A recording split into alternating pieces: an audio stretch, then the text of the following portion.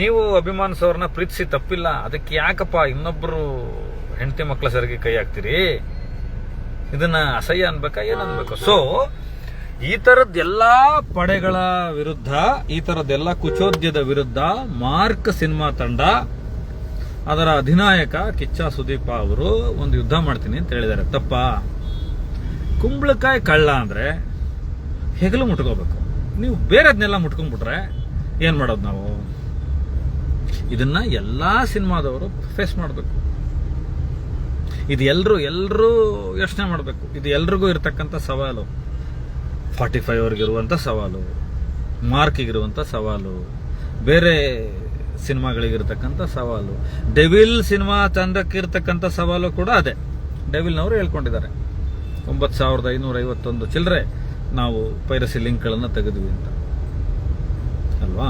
ಪೈರಸಿಯನ್ನ ಏನು ನಾನು ಇಷ್ಟು ತನಕ ಸಮಸ್ಯೆಗಳು ಹೇಳಿದ್ನೆ, ಇದನ್ನ ಯಾರು ಮಾಡಿದ್ರು ತಪ್ಪೆ. ಇದಕ್ಕೆ ಕಿಚ್ಚ ಸುದೀಪ್ ಅವ್ರು ಯಾವತ್ತಾದರೂ ತುಪ್ಪ ಸುರಿದಿದ್ದಾರ? ಫ್ಯಾನ್ಸ್ಗಳಿಗೆ ಇನ್ನೂ ಬುದ್ಧಿ ಹೇಳಿದ್ದಾರೆ, ಒಳ್ಳೇದಾಗಿ ನಡ್ಕೊಳ್ಳಿ ಅಂತ. ನೀವು ಕೆಟ್ಟದಾಗಿ ಒಂದು ಕಡೆ ಕಮೆಂಟ್ ಮಾಡೋದು, ಕೆಟ್ಟದಾಗಿ ಟ್ರೋಲ್ ಮಾಡೋದು, ಅಸಹ್ಯವಾಗಿ ವಿಕೃತವಾಗಿ ನಡ್ಕೊಳ್ಳೋದು, ಇದೆಲ್ಲ ಮಾಡಿಬಿಟ್ಟು ಕೊನೆಗೊಂದಿನ ನಿಮ್ಮ ಮನೆಯ ಪೋಷಕರು, ನಿಮ್ಮ ತಂದೆ ತಾಯಿಗಳು ರೋಡಿಗಿಳಿದು ನನ್ನ ಮಕ್ಕಳನ್ನ ಜೈಲಿಂದ ಬಿಡಿಸಿ, ಪೊಲೀಸ್ ಸ್ಟೇಷನ್ನಿಂದ ಬಿಡಿಸಿ ಅಂತ ಹೇಳೋದು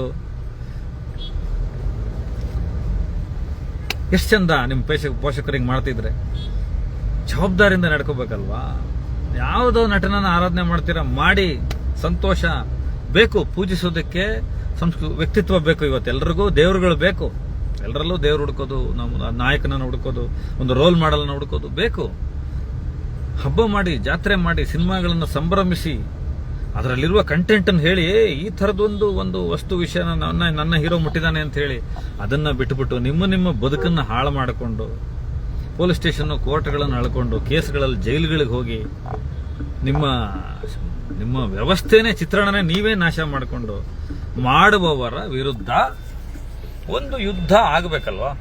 ಕಾನೂನಿನ ಯುದ್ಧ ಆಗಬೇಕು ಅಥವಾ ಸಾಂಸ್ಕೃತಿಕ ಯುದ್ಧ ಆಗಬೇಕು.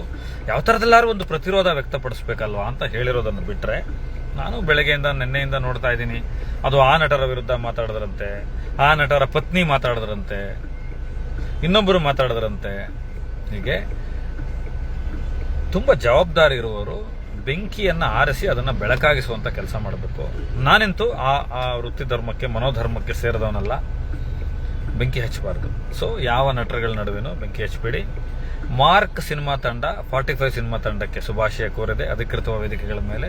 ನಮ್ಮೆಲ್ಲರ ಪ್ರೀತಿಯ ಶಿವಣ್ಣ ಮಾರ್ಕಿಗೆ ಒಳ್ಳೇದಾಗ್ಲಿ ಅಂತ ಹೇಳಿದ್ದಾರೆ. ಉಪೇಂದ್ರ ಅವರು ಹೇಳಿದ್ದಾರೆ. ಅರ್ಜುನ್ ಜನ್ಯ ಕಿಚ್ಚ ಸುದೀಪ್ ಅವರಿಗೆ ಸ್ವತಃ ತಮ್ಮ ಇದ್ದಾಗೆ.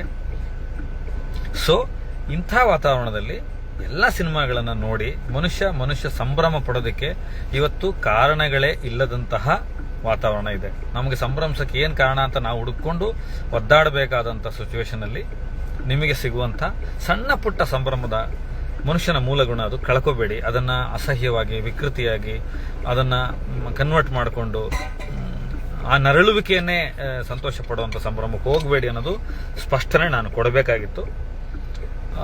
25ಕ್ಕೆ ಸಿನಿಮಾ ರಿಲೀಸ್ ಆಗ್ತಾ ಇದೆ. ಭಾರತೀಯ ಚಿತ್ರರಂಗ ಇವತ್ತು ಹಲವಾರು ಸವಾಲುಗಳನ್ನು ತಾಂತ್ರಿಕವಾಗಿ ಮತ್ತು ನೈತಿಕವಾಗಿ, ಸಾಮಾಜಿಕವಾಗಿ ಎದುರಿಸ್ತಕ್ಕಂಥ ಸಂದರ್ಭದಲ್ಲಿ ಸಿನಿಮಾ ಅನ್ನೋದು ಕೂಡ ಒಂದು ಮಾಫಿಯಾ ಆಗೋಗ್ಬಿಟ್ಟಿದೆ. ಇವತ್ತು ಜನರ ತಲೆಗೆ ಯಾವ ವಿಷಯ ತುಂಬಬೇಕು, ಯಾವ ಐಡಿಯಾಲಜಿಯನ್ನು ತುಂಬಬೇಕು, ಅದನ್ನು ಹೇಗೆ ರಾಜಕೀಕರಣಗೊಳಿಸಬೇಕು ಅನ್ನೋದು ಕೂಡ ಈ ಸಂಸ್ಕೃತಿಯನ್ನು ದುರುಪಯೋಗ ಪಡಿಸ್ಕೊಳ್ತಕ್ಕಂಥ ರಾಜಕೀಯ ವ್ಯವಸ್ಥೆಯಲ್ಲಿ ಇದನ್ನು ಮಾಡ್ಕೊಳ್ಬೇಡಿ. ಸಿನಿಮಾ ಮಾಡಿ ತಂದು ಮಾಡೋದು ನಮ್ಮೆಲ್ಲ ಶ್ರಮ, ಅದು ನಮ್ಮ ಆತ್ಮಸಂತೋಷಕ್ಕೆ, ನಮ್ಮ ದುಡಿಮೆಗೆ ಮಾಡ್ಕೊಳ್ಳೋದು. ಅದೇನು ಕಷ್ಟಪಟ್ಟು ಅನ್ನೋದೇನು ಹಿರಿಮೆ ಏನಲ್ಲ, ಅದು ನಾವು ಪಡಬೇಕು. ನಮ್ಮ ಕೆಲಸ ನಾವು ಮಾಡ್ತಾ ಇದೀವಿ ಅಷ್ಟೇ. ಇದನ್ನು ಮಾಡಿ, ಇದನ್ನು ಫ್ಯಾನ್ ವಾರ್ ಅಂತಲೂ ಕರೆಯೋಕ್ಕಾಗಲ್ಲ, ತೊಂದರೆಗೀಡಾಗಬೇಡಿ ಅಂತ ಹೇಳೋದಕ್ಕೆ ನಾನು ಇವತ್ತು ಲೈವ್ ಬರಬೇಕಾಗಿತ್ತು. ಒಂದಷ್ಟು ಚಾನೆಲ್ಗಳಿಗೆ, ಬೆಳಗ್ಗೆಯಿಂದ ವಾಹಿನಿಗಳಿಗೆ ಮಾತನಾಡ್ತಾ ಇದ್ದೆ. ಈಗಲೂ ಕೂಡ ಅದನ್ನೇ ಹೇಳ್ತಾ ಇದ್ದೀನಿ. ಇದು ನಾನು ಹುಬ್ಬಳ್ಳಿಯ ವೇದಿಕೆಯಲ್ಲಿದ್ದೆ, ನಾನು ಕಣ್ಣು ಸಾಕ್ಷಿಯಾಗಿದ್ದೆ.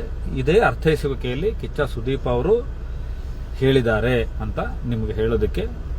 ಇದು ಯಾರಿಗೋ ಭಯ ಪಡುವಂತಹ ಅಥವಾ ಇದಲ್ಲ, ಇದೊಂದು ನೈತಿಕತೆಯ ಪ್ರಶ್ನೆ. ಆ ಕಾರಣಕ್ಕೆ ಹೇಳ್ತಾ ಇದ್ದೀವಿ ಅಷ್ಟೇ. ನಮಸ್ಕಾರ. ಯಾರಿಗಾದ್ರೂ ಏನಾದ್ರು ಕೇಳದಿದ್ರೆ ಹೇಳ್ತೀನಿ. ಬೇಗ ಹೋಗ್ಬೇಕು.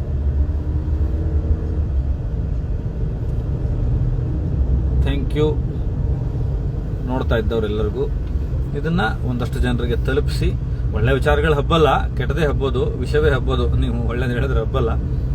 ಆದರೂ ಹೇಳಬೇಕಾದ್ದು ನನಗೆ ಹೇಳಬೇಕು ಅನ್ನಿಸ್ತು, ಮನಪೂರ್ವಕವಾಗಿ ಹೇಳ್ತಾ ಇದ್ದೀನಿ.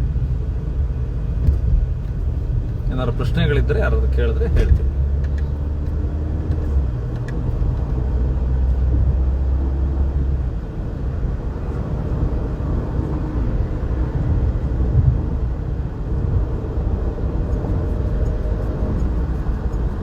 ಸೊ ನಾವುಗಳೆಲ್ಲರೂ ಸಂತೋಷ ಪಡೋದಕ್ಕೆ ಕಾರಣಗಳನ್ನು, ನಮ್ಮ ಹತ್ರ ಇರುವ ಕಾರಣಗಳನ್ನು ಇನ್ನೂ ಹೆಚ್ಚು ಮಾಡ್ಕೊಳ್ಳೋಣ, ಸಂಭ್ರಮ ಪಡೋಣ. ಅದಕ್ಕೆ ನಾವು ನಮ್ಮ ಜೀವನ ಇದಕ್ಕೆ ಮಾಡ್ಕೊಳ್ಳೋಣ. ವಿಕೃತಿ ಮಾಡೋದಕ್ಕೆ, ಇನ್ನೊಬ್ಬರನ್ನ ದ್ವೇಷ ಮಾಡೋದಕ್ಕೆ ನಮ್ಮ ಸಮಯನ ಹಾಳು ಮಾಡ್ಕೊಳ್ಳೋದು ಬೇಡ, ನಮ್ಮ ಶಕ್ತಿಯನ್ನು ವಹಿಸೋದು ಬೇಡ ಅಂತ ಹೇಳ್ತಾ, ಉಮಾದೇವಿ ಐ ಆಮ್ ಗುಡ್ ಚೆನ್ನಾಗಿದ್ದೀನಮ್ಮ, ನೀವೇ ಆಗಿದ್ದೀರಾ ಮಾಡ್ತಾ. ಇದನ್ನೆಲ್ಲ ಯಾರು ಫ್ಯಾನ್ ವಾರ್ ಅಂತ ಕರೆಯಲ್ಲ. ಇನ್ನೊಂದಿನ ನಾನು ಫ್ಯಾನ್ ವಾರ್ ಅಂದರೆ ಅದೊಂದು ತುಂಬ ಆರೋಗ್ಯಕರವಾದಂಥ ಸ್ಪರ್ಧೆ, ಅದು ಚಂದ, ಅದು ಫ್ಯಾನ್ ವಾರ್ ಅನ್ನೋದು. ಅದು ಇದು ಈ ಸ್ಯಾಡಿಸಮ್ಗೆ, ವಿಕೃತಿಗೆ ಫ್ಯಾನ್ ವಾರ್ ಅಂತ ಹೆಸರಿಡೋದು ಬೇಡ. ಅನಗತ್ಯವಾಗಿ ಯಾರ್ಯಾರನ್ನೋ ತಂದು ಒಂದು ವಾತಾವರಣನ, ಚಂದವಾಗಿರತಕ್ಕಂಥ ಒಂದು ವಾತಾವರಣನ ಕೆಡಿಸೋದು ಬೇಡ, ಆ ಮನಸ್ಥಿತಿಯನ್ನು ಅಂತ ಹೇಳ್ತಾ ಎಲ್ರಿಗೂ ನಮಸ್ಕಾರ, ಧನ್ಯವಾದಗಳು, ಶುಭ ದಿನ.